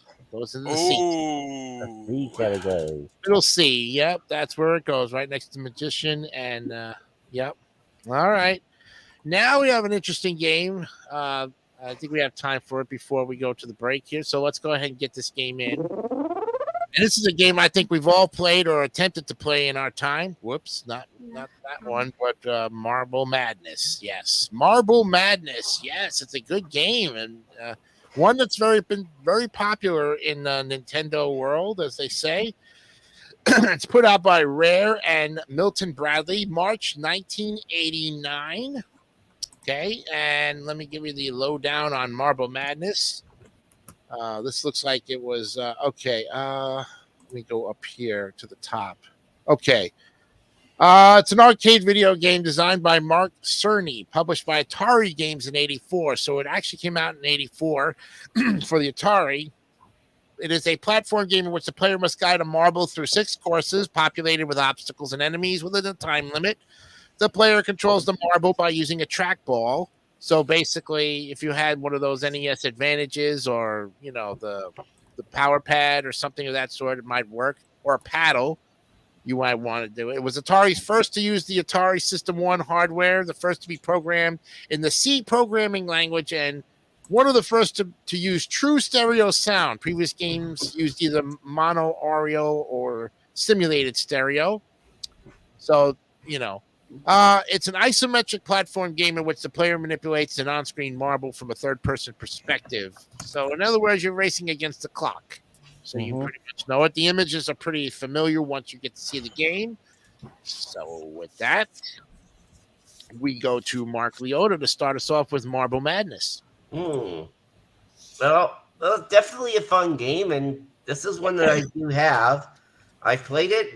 It's fun, but it's also pretty hard. Yeah. But challenging, right? Yeah. And then again, NES games were pretty challenging back in the day. Mm-hmm. I'll give this one an 85. An 85. Okay. Starts it off with a middle B. Very good. We now go to Gianni Pizzi with Marble Madness. Right. I've never played this game, but I've seen it. I kind of know about it. Yeah. But I have heard a lot of good things about it. I'm seeing the cover right now. For me, it kind of, although the gameplay is not similar, but it looks like would be a predecessor to Kirby's Dream Course for Super Nintendo. Uh-huh. If the kind of, I kind of see it, but I've never really played it. I do like some of the graphics of the game. And the cover art is perfect. Like, you're showing the balls colliding to each other with the same kind of grid that you see in the game. They're not, they changed a little bit to pixelate it a little bit, but it's still kind of the perfect idea of what you're going to say. And even, the logo of the game looks like classic comic book or something, like Marble Madness, like a little superhero or something, whatever. Mm-hmm. So I'm going to give this one... No, I'm going to do it. It's my first one of the season. 100. Oh, he is the first one. He gives it a Taco Bell. Look out for that one. There it is. He got it.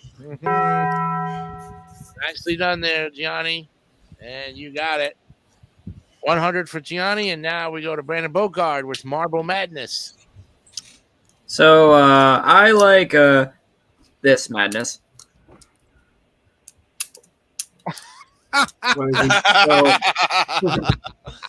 Yeah. Okay, so really. Kind of inspire you there. All right. What color are the marbles, by the way? Okay, so I just have red, yellow, green, blue, and white. Oh well, there you go. Patriotic day. Hey, man. There you go. I mean, you randomly picked marbles that are patriotic. Very good. You knew where we were going Wait. to. They're patriotic? What, red, white, and blue marbles? Well, the ones in your hand I was referring to.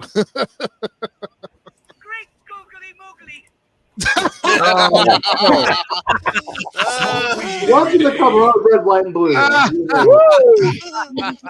Give him a free city, please. Yeah. Inspiration yet funny man himself, trying to think, what the heck? I pulled out random marbles that look like patriotic flag. Why not? So yeah, I would yes. It looks really tough. Yeah. Yeah, it looks like a really tough one to go through. I'm gonna give it a 77. A 77. Okay, that's still a passing grade as far as we're concerned. Okay. All right, Mr. Hockey Puck, you're up. Okay. This game, I tell you, this is the trickiest game. I never played before, but I like the cover.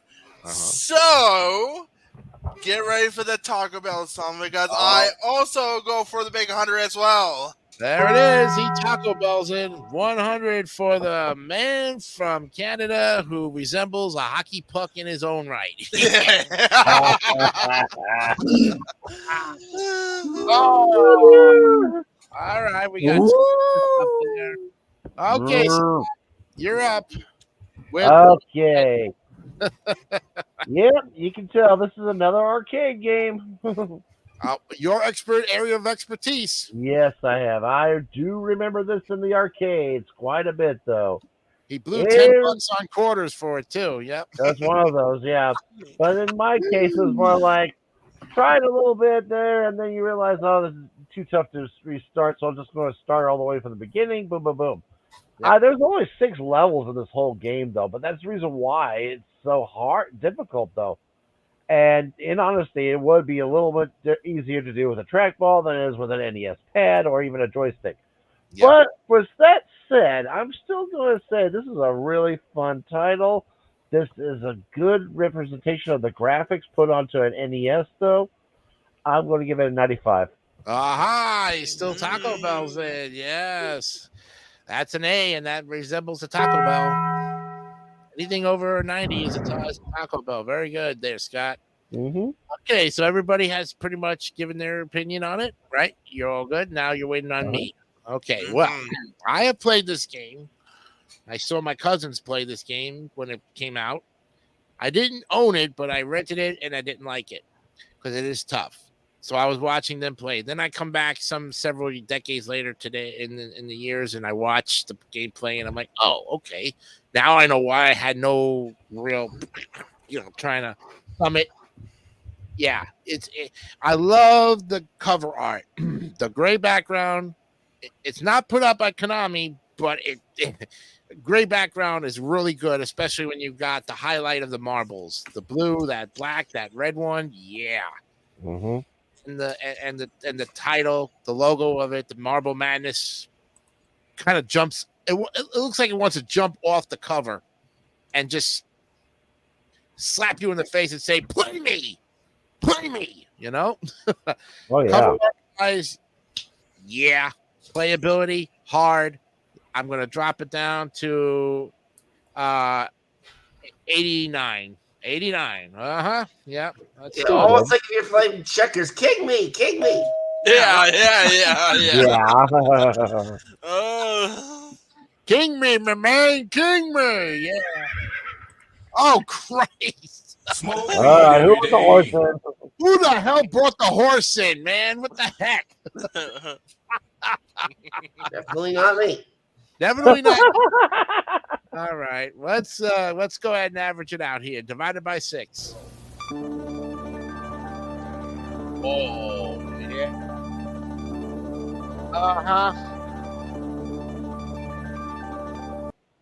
Look at that, guys. You see what I'm doing? I jiggled it in there.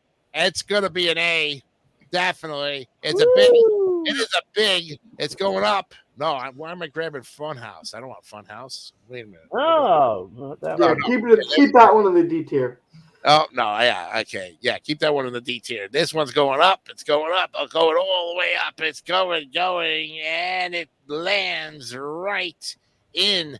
Oh my God, the long-awaited A tier at 91. It gets an A. There it is. Yay! Very good job. Nicely done.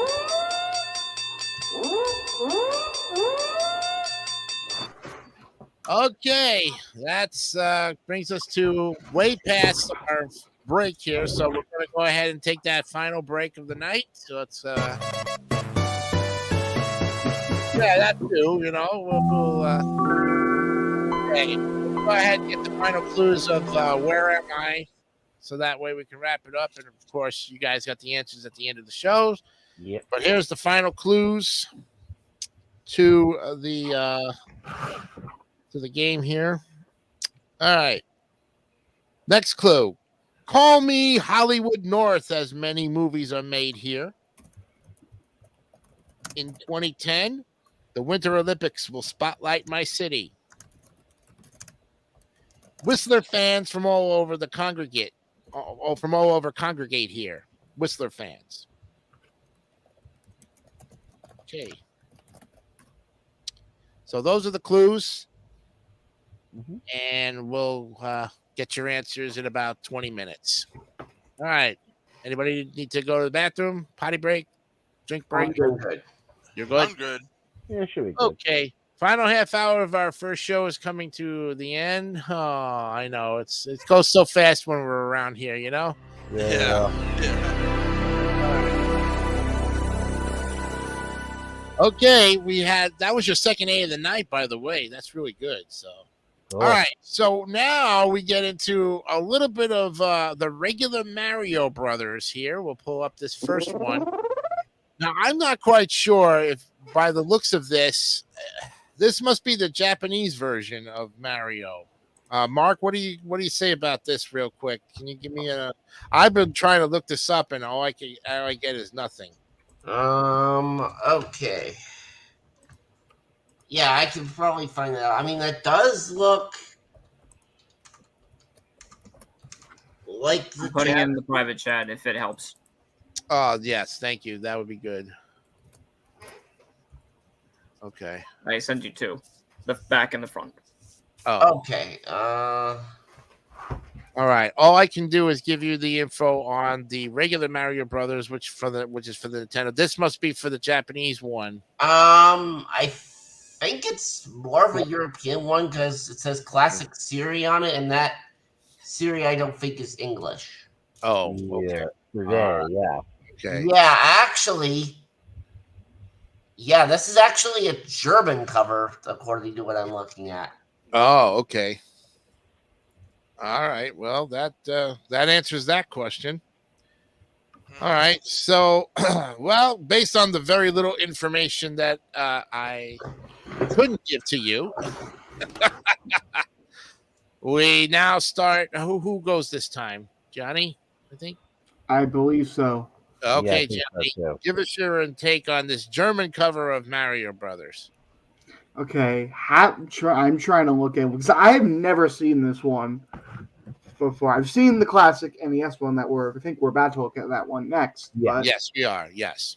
And then there's two interactive kids games where Mario is missing and Mario's Time Machine. But yeah, those we'll get into to those. I'll get into those a little bit, but I do like the cover. In fact, I feel like you get more of a glimpse on what you're going to get into the game than the NES one. I mean, you kind of see a lot of it. I mean, it's a whole different. I mean, the NES one, you see a lot of what the game is like a little bit, but you see both Mario and Luigi, not just Mario like you see in our version of the game. But I definitely do like what they've done with it. The font of the logo kind of looks good. Like I said, I'm surprised that I have never seen this one. I don't think anyone else here probably has seen that cover art. but I'm gonna give this one. We'll do it 100. Oh wow! He talked Okay. about it. Wow, 100 for Gianni on a European cover that I was able to give very little, next to nothing description. Okay, that's how you feel about it. It's locked in. 100 for Gianni, and now Brandon Bogard. What do you have to say about this European cover? If it's European, I think I can tell. The text is apparently says so. But looking at two images of Mario Luigi on both the front and back cover, on the back, they're their plumbing tools. It makes sense. They're plumbers. And then, okay, so I'm not gonna lie. I thought at first, looking at this, like, since when are Mario and Luigi into gold bars? I think those are the coins, then, I guess. Well, unless they're playing the stock market, then. Smoke There you weed go. every day. Yeah. Hey, give Mark Leota a free city on this one. Definitely mark him down. Yep. Yeah. Good observation there, Leota. I love it. Look, just seemed a little weird. I'm gonna give it a solid 70. Solid 70. That's still passing. We went from 100 to 70 in 2 people. There we go. Okay. Andrew Hocking, what can you tell me about this European cover that intrigued you? This cover, like, oh my god, I've never seen a German cover of the Mario Brothers game. So for that, I will give a big 86. A big 86. Okay. Very good. Locked in.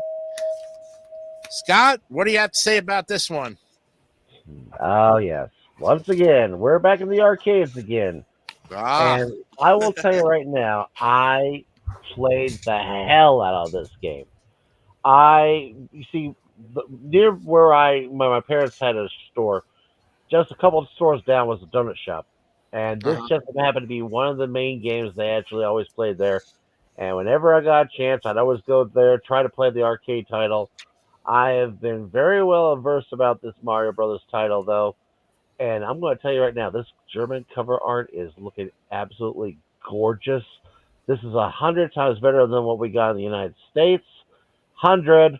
100 Taco Bell. There it is. Yeah, that's the second 100. Oh, boy.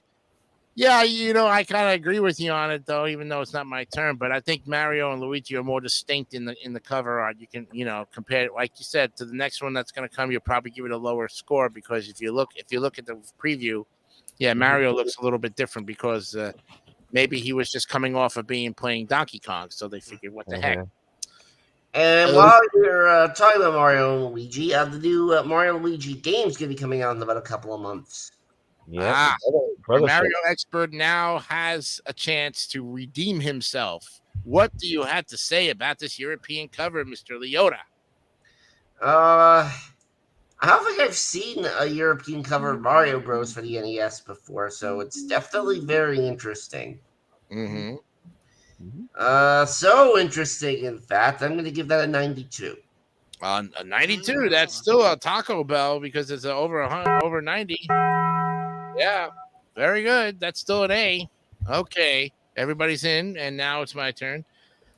Cover art wise, I must say, like you guys have said, beautiful, very detailed, very. But they look like they're ready to just jump off the cover, slap you with some spaghetti, and say, "Mario is here!" Yeah. It's a me, Mario. Yeah. Where's that lunch you promised? Hello. Hello. So, I mean, the Europeans, they're like Japanese. They've got some real details when it comes to these games, and even as simplified as it. I'll talk about playability in the next game, of course. But cover art wise, I've never seen the European one until now. This is the first, and I'm very impressed. Would I give it 100? No, because there's just only so much you can take from this. I'm going to give it I'm still going to keep it in the A's and give it 95. and that's still a Taco Bell. Yes, definitely. Okay, we got everybody in. Let's go ahead and average it out.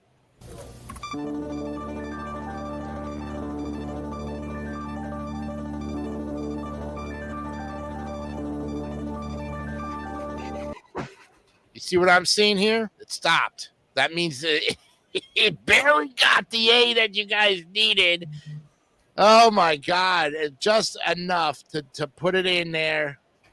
The average is 90.5. That gives it that's enough by 0.5 to put it in the A tier right next to Marble Madness. And you guys got it. Nicely done. There it is.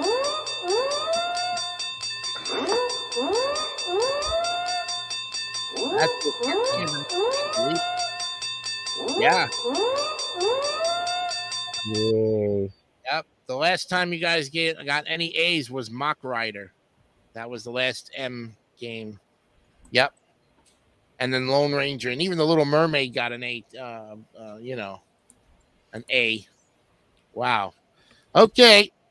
We're getting close to the end of the game here. Well, the end of the show, as they say, but we're going to go back and now look at the actual game that basically is a Mark Leota fit. Regular Mario Brothers, the classic NES in all of its glory. I've got the Nintendo R&D 1 Intelligent System, September 9th, 1983. 2 days ago in 1983. So it's celebrating what? 41 years. 41 years it's been around. Can you believe that? Mm-hmm. 41 years to the date. Yep. Most definitely. So it's a platform game developed and published by Nintendo for arcades. It was designed by Shigeru Miyamoto. Gunpei Yokai, right? Gunpei Yokai. Gunpei. Italian twin brother plumbers Mario and Luigi exterminate creatures like turtles, Koopas, and crabs emerging from the sewers by knocking them upside down and kicking them away. The Famicom Nintendo Entertainment System version is the first game to be developed by Intelligent Systems and is part of the Mario franchise, but originally began as a spin-off from the Donkey Kong series. So see, Donkey Kong had a part in this. Yep.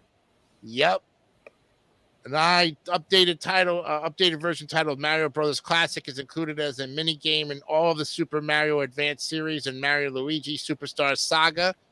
The NES version of Mario Brothers has been re-released through the Wii U Virtual Console, as well as Nintendo Switch.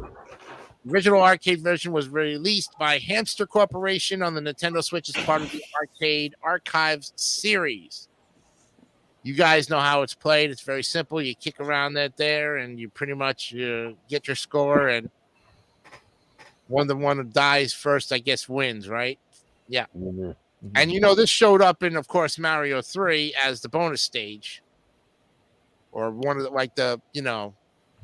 Oh, yes, in the multiplayer, yes. In the multiplayer, yes. It was Forgot about that. Mm-hmm. Exactly. So it kind of made its way through with the Super Mario Brothers, which I thought was cool because they brought the elements back a little bit. Yeah. Okay, we start this time now with Brandon Bogard.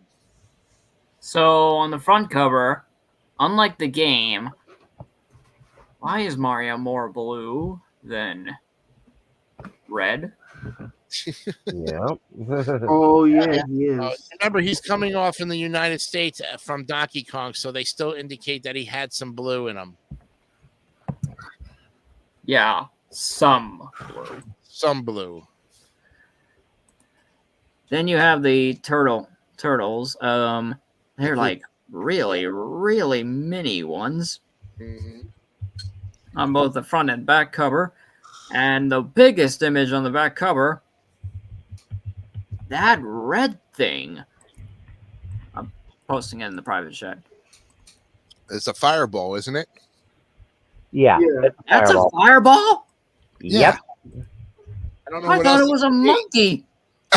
No, it's not a monkey. It Remember, I played this game to do death. Come on.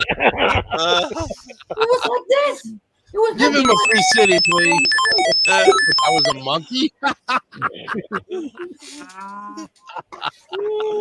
Wow, buddy. You know, that's a good rendition of it there. Well, I can't wait to hear Andrew's judgment on this one next. So, at the very least, this being one of the original Marios, I will give it a lot of credit. 94. 94. That is a Taco Bell for you, my friend. Nicely done. We pluck it up there. So, okay, Mr. Hawking, how would you rate this one? Well, since I'm very good, I'm a huge Mario fan. So the cover of this, I don't know why it's already turned blue, because they turn red. Usually Mario color is red. So, Yep. But for that, give me a solid 100. There you go. You got the Taco Bell. There it is. Yeah. 100 for the man of the hour there. He gets it. And now, Seffi. Well, what do you say? Well, you know that in the previous cover art for the same game, I gave it a perfect 100. Right. I'm sorry to say this, but I got to take 1 point off because Mario does not wear blue. 99. 99. It's still a Taco Bell. 99. That damn moron does not wear blue. By the way, one more thing before I actually finish. If anyone has ever seen the actual Mario Brothers commercial for the Atari 2600 version of this game, where it's Luigi's doing singing Mario, where are you? Yes! Classic. Little fun fact, it's a rework of the TV series Car 54, Where Are You theme song. There you go. And gets another one. Yeah, you just racking up your free cities tonight, there. I just know all this stuff. There you go, man. He's got a nose for news when it comes to that. You've already locked it in, 99. Okay, very good. And now, for the man who is the Mario fan club president himself, Mr. Mark Leota, what do you have to say about this classic cover art? Oh, yeah, definitely classic cover. Yep. And definitely the cover that you're used to in North America. The black cover, yes. Oh, yeah. All right. Well, I'm going to give this a 96. But why the hell is Mario blue? Exactly.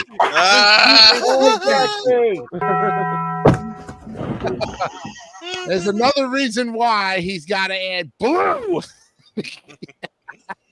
All right, Johnny, you are up. Oh, my. Like Mario United States version. Oh my gosh.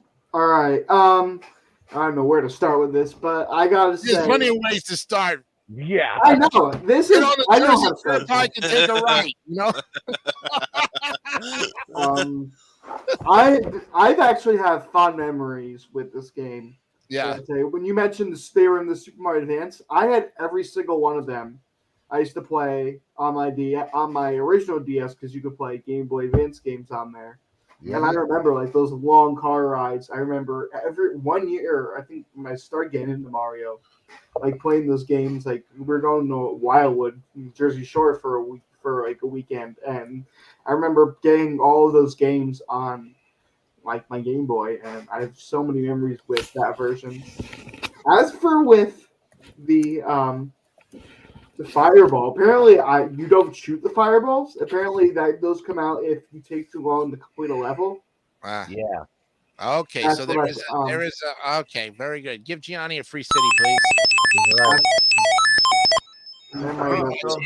Question as to why the fire. I was going to ask you about why the fireball. If somebody maybe had it, then Gianni happened to just notify us on it. Great observation. Yeah, he's right. He's right. I mean, there's a lot of. This is definitely a classic game. I think, if I'm not mistaken, I don't think there's like infinite levels in this game, which I remember seeing about something years ago about that. But definitely something I had class. And I'm looking at this cover art. I don't know how long I've been looking at this cover art. For years I look at it, and I'm just realizing it now that he's wearing blue. Mm-hmm. Like I wanted to give it 100, but I just don't think I can. I'm gonna have to give it 2 points off for a 98. A 98 is still a Taco Bell. There you go. Yeah. All right. Hey, you're 2 cinnamon twists short of a value meal, Hey, do yourself a favor. Once you get on the Jersey Turnpike, you take it all the way down to the GW and then the Triborough. There we go. Is this the Triborough Bridge? Okay, now to wrap it all up, and this is going to be the final game of the night, because I tell you what, if we went anymore, I think we'd be all marrioed out. But we'll put those other 2 games on the next week's program and do some research on them. But I tell you, friends, this is classic all the way. This is as good as you can get. This is the Black War, what I like to call the Black Wars of Nintendo, with the black covers of Nintendo from 83 to 85. I'm so glad they brought it back in Mario 3, Super Mario Brothers 3, Yes. as an extra bonus game that you could play, to have fun with. And really, I'm so glad they incorporated that. Mario, when we get to the Super Mario series, it's going to be hit or miss on one of them at least. Yeah. I know which one you're all going to miss on, but hit on the other 2, depending because of the reviews that we all gave some other one. But that's for another time. This one here definitely gets it, but yeah, why is Mario blue? I don't understand it. But again, remember, he was blue in Donkey Kong, so I'm telling you, he's coming off the Donkey Kong series. So they really, if you put the red in there, it's just not gonna fit. There's already red on the bottom there where he got the Nintendo logo. You put the red up on his shirt and it kills it. That's why they had to make him blue or some other color that wasn't going to overtake their Nintendo logo. The red over here in the Nintendo. See here? Yeah, that was already red. So if you put the red up in his suit, in his plumber's outfit, it kills it, because he's got red in his mustache. He's got red in his hair. He wasn't totally a black hair like Lou Albano was in the cartoon in the series show. Yeah. So again, we're talking classic here. I think it's great. Of course I'm going to give it 99. 99. I just can't get myself to bump it up to 100. There's just something not there. Maybe I'm missing it. If I had to look at it again, I don't know. But anyways, it's a good game overall. Who's humming? Okay, I didn't know if that was I'm just getting through it. All right, we're gonna average this out and wrap it up here. Here we go.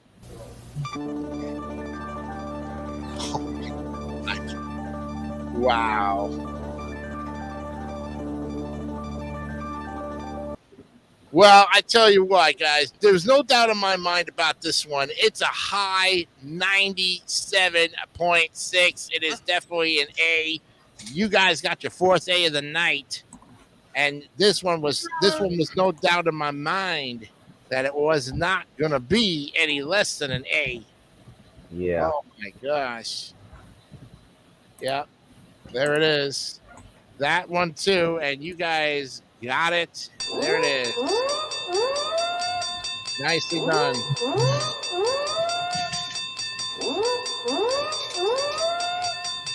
All right.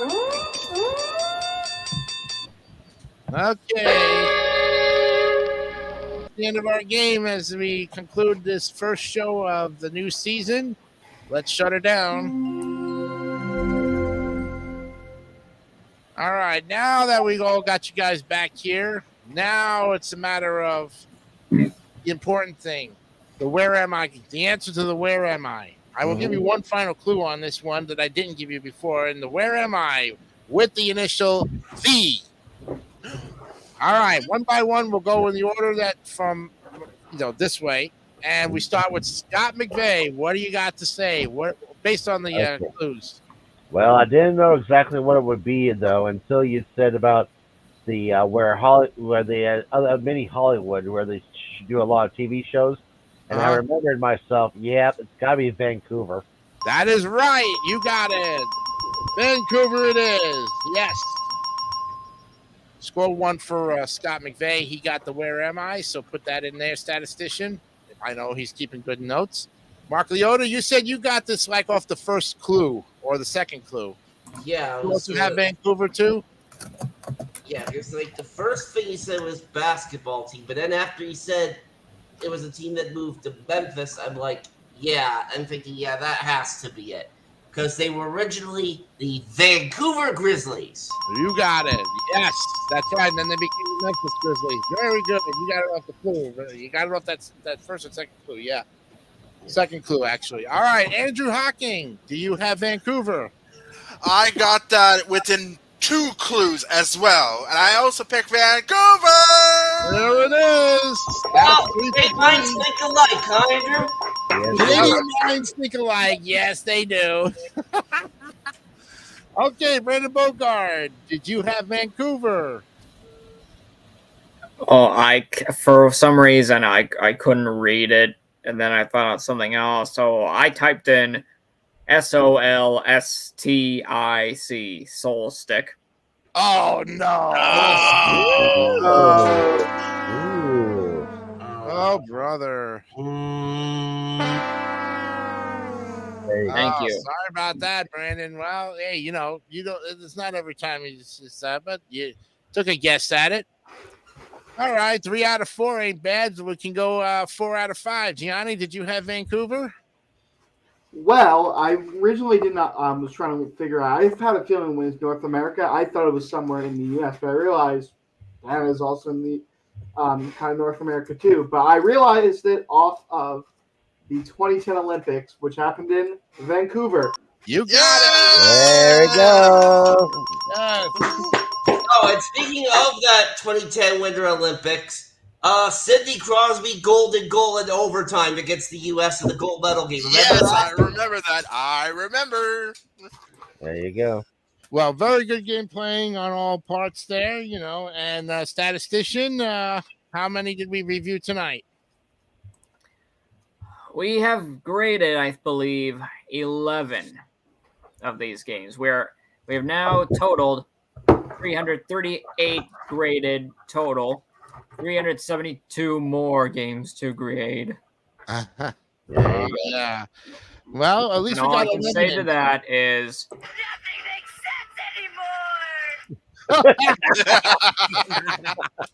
because it's that many games left. Yep. Let me save this, and I'm going to put this in my save list here. This is going to be NES Games 30, not 20. At this rate, it's going to take till the end of the season to get this all done. To get all Not the really. You gotta have more positive thought on that one. Yeah. And when the holidays come around, we can still do others. Yeah, because you're right, because we have the Christmas and Thanksgiving, and that's saved, so I don't have to worry about that. And of course, we're going to do Halloween. Oh yeah, we were talking about that. We'll discuss what the topics will be in those holiday tiers, as they say. Mm-hmm.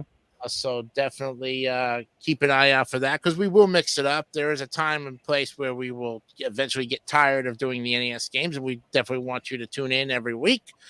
But it's like the new season and the format, and of course, Andrew Hocking is our official tier master. He did a fantastic job. Give it up once again for Andrew Hocking, everybody. Yeah. There you go, man. There you go, buddy. Nice job. And one more week, and you'll have officially, you'll get in there by week the third show of it. So all right, have time to make up a new. Well, it'll be the same thing. I just have to add you. Send me a picture that's current. We'll get you in there and put you up in there, and then we'll put you in the credits. So that way you are in there. And then no surprises next week. He'll be in here. There'll be the 6 of us, as you can see. And the way that the StreamYard shuffles you might not be in the same order next week. You might be in different orders. So just okay. All right.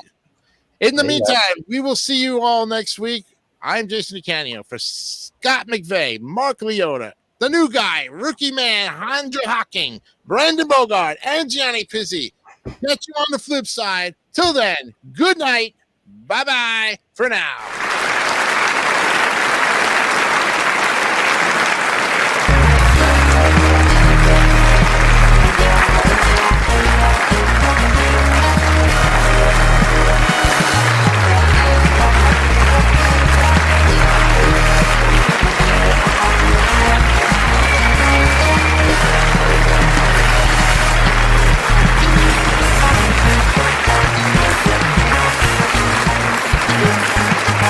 Thank you.